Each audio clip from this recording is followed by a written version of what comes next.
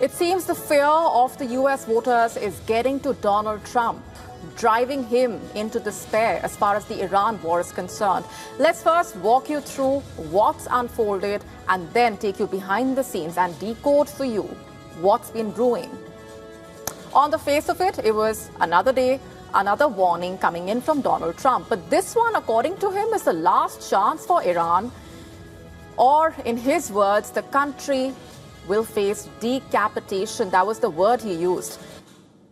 In fact, he said that talks with Tehran had started and that Iran faces a last chance to reach a deal. He said they are going on right now when he was asked about those negotiations, adding that discussions were taking place at the request of Iran, Saudi Arabia, the UAE and Qatar. In fact, he declared this is the last chance for Iran to sign a good document, and he wants to give them every last chance before decapitation. Qatar's foreign ministry spokesperson later said diplomatic contacts had reached very progressive stages. And how has Iran reacted? Iran reportedly earlier denied talks were taking place. Iranian officials earlier insisted no negotiations with America were taking place and said its only talks are with Oman about the Strait of Hormuz and that no major meetings were planned this week. Even US officials earlier reportedly contradicted Donald Trump with a report saying no talks were planned, citing US officials. This was a CBS News report. And in the latest, Marco Rubio saying talks have progressed, but there's no finality yet. So what's even going on and where do things stand? After all, a lot depends on these talks, and the world has been watching on with bated breath as the twists and turns continue. But there might be a ray of hope as of now, with Qatar reportedly saying mediators were making progress in those efforts to end the US-Iran war. But as of now, no clear end in sight.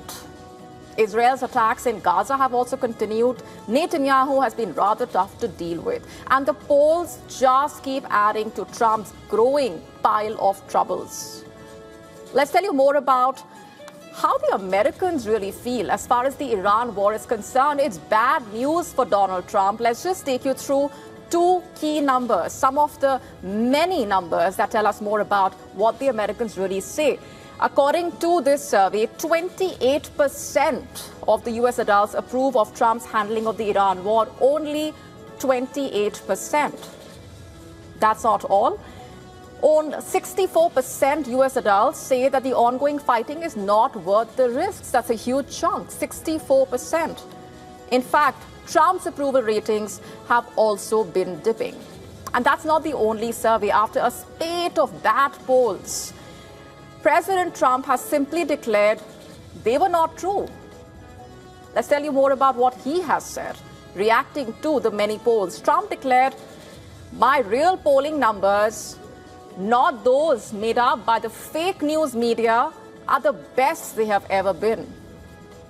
So according to him, these numbers are false. In fact, he also earlier said he also earlier declared that he believed that any polling showing discontent was, quote-unquote, the radical left's fake poll numbers. Trump did not criticize a specific recent poll or cite polling that shows him to be more popular as such. In fact, his real poll numbers are at or near the lowest they have ever been in some non-partisan surveys. And while people around the world have also been watching on, paying the price thanks to Trump's war, the war has driven up the cost of oil around the world. And of course, it's been pinching Americans, to say the least, who are reportedly paying, on average, more for gas than they have since 2022 when Russia invaded Ukraine. That's the extent of the damage to their pockets. Trump has even gone to the extent earlier declaring that the US does not need the Strait of Hormuz. But whatever he might say or try and portray, he cannot ignore the sentiment on the ground. And that's what the real story here is. That's what's been brewing behind the scenes. And maybe even that explains his various moves over the weekend. He appears to be upping the ante aimed at ending the war that polling shows Americans increasingly oppose. He might say this is the last chance for Iran.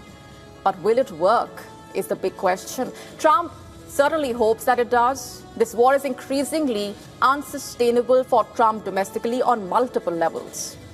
Not just the depleting patience of the Americans, but also America's depleting stockpiles. Trump, in fact, has been the only president in modern era to take the country to war without the support of the American public, despite the fact that Trump ran on getting and keeping America out of wars, or so he proclaimed. The conflict has dragged on.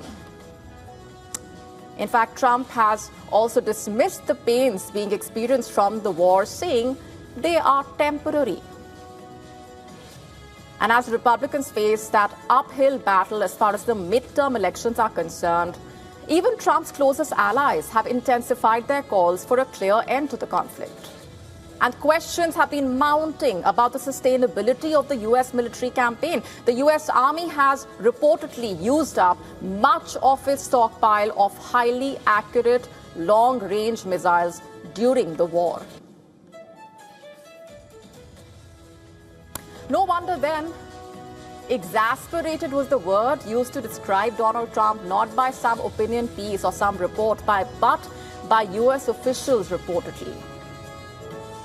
And let's also tell you more about how Trump has been spending the last few days, specifically the weekend. His bizarre set of rants and AI-generated posts continued. Let's just get you a sample. Trump clearly wants to try and show that he is the savior of the world, showing pictures like these, AI-generated, trying to put him in the same league as earlier fellow presidents. He wants to try and show that he is in control, the warrior, savior of the world, championing the cause as far as fighting this war is concerned, it seems. He wants to show he is winning, at least on social media. But with the midterm elections inching closer, he wants to also try and show that he is steering the ship and leading from the front. But the pressure has only been mounting, and Trump might try and put on a brave front, but the fear of the U.S. voters seems to be increasingly getting to him, driving him into despair, it seems. Shifting focus now, 3 spectacular sky events, one single day, and the internet is already talking about it. In fact, even calling it the end of the world. August 12th, mark that date on your calendar. It will be bringing a rare cosmic lineup that has sparked wild doomsday theories online, a lot of chatter. Some claim it's a warning, others call it the universe's biggest show of the year. But what's really happening on that day? We tell you all that you need to know.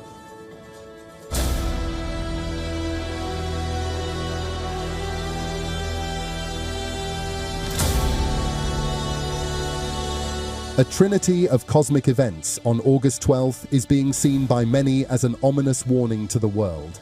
Scientists say there is no link between these cosmic events and there is no reason to fear. They simply happen to fall on the same date.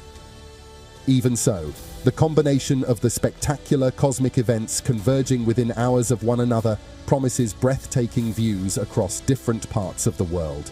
The first event is a total solar eclipse. The moon will pass directly between the Earth and the Sun, briefly turning day into darkness along a narrow path. The eclipse will be visible across parts of Greenland, Iceland, Spain, and Portugal.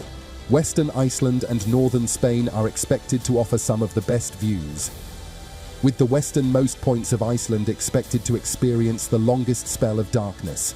People across parts of Europe, the United States, Eastern Canada, Northwest Africa can also see a partial eclipse. Once the night falls, the Perseid meteor shower will take over the sky. According to NASA, it is considered the best meteor shower of the year. Swift and bright meteors frequently leave long trails of light and color behind them as they streak through Earth's atmosphere. Under dark and clear conditions, viewers could spot up to 100 meteors every hour. The shower peaks overnight from August 12th into August 13th, with the best viewing expected between late night and dawn across the world. The best time to view the Perseid meteor shower in India is expected to be between 2 a.m. and 4:30 a.m. on the pre-dawn mornings of August 12th and August 13th, and before sunrise, another treat awaits of a six-planet parade. Mercury, Jupiter, Mars, Saturn, Uranus and Neptune will appear stretched across the sky in a rare planetary parade. Mars and Saturn should be easy to spot with the naked eye. Mercury and Jupiter will stay low on the eastern horizon. Binoculars will help reveal Uranus, while Neptune will require a telescope. Across much of the northern hemisphere, the ideal viewing window is expected to be between 30 to 60 minutes before sunrise, while the best time to watch the six-planet alignment in India on August 12th is between 5 to 5:30 a.m., roughly 45 to 90 minutes before sunrise. Some netizens have linked the triple event to apocalyptic predictions, but astronomers and scientists say there is no scientific evidence behind those claims. It is simply a remarkable cosmic coincidence. Jammu and Kashmir's cricket revolution is gathering pace, the latest milestone being a pacer's maiden India call-up. Nabi could soon become the first ever Test cricketer from there, and that just reflects how far cricket has really come in the valley. From makeshift grounds to the biggest stage in world cricket, Jammu and Kashmir's journey has been one of resilience, determination and raw talent. The first breakthrough came in 2014, when Parvez Rasool became the first cricketer from there to represent India. Although his international career was limited to the white ball format, he inspired an entire generation of youngsters to dream big. The explosive pacer Umran Malik took the cricket world by storm with his pace regularly breaching the 150 kilometers per hour mark as well. He debuted for India in 2022. Meanwhile, Abdul Samad continues to excite the country in the IPL with his raw power hitting. And now, Nabi's turn. The 29-year-old seamer from Baramulla has been rewarded for his remarkable consistency in domestic cricket. He picked up 104 wickets across the last two Ranji Trophy seasons, including 60 in the 2025-26 campaign. He played a key role, in fact, in Jammu and Kashmir's historic Ranji Trophy title, which itself is one of Indian cricket's most remarkable stories. The team has recently got the better of likes of powerhouses Mumbai and Karnataka. Nabi also impressed on the tour of Sri Lanka. Remember, his performances have now earned him a place in India's Test squad as well, replacing the injured Jasprit Bumrah for the two-match series against Sri Lanka. He could become the first player from the region to feature for India in Test cricket, in fact. Improving infrastructure, greater exposure through the IPL, stronger domestic performances, and a new generation that's willing to believe. This has transformed Jammu and Kashmir into a genuine cricketing hub. And the message from the valley is loud and clear. The region is no longer just producing promising cricketers. It's also now producing international cricketers. To stay up to speed with the latest news, download the WION app and subscribe to our YouTube channel.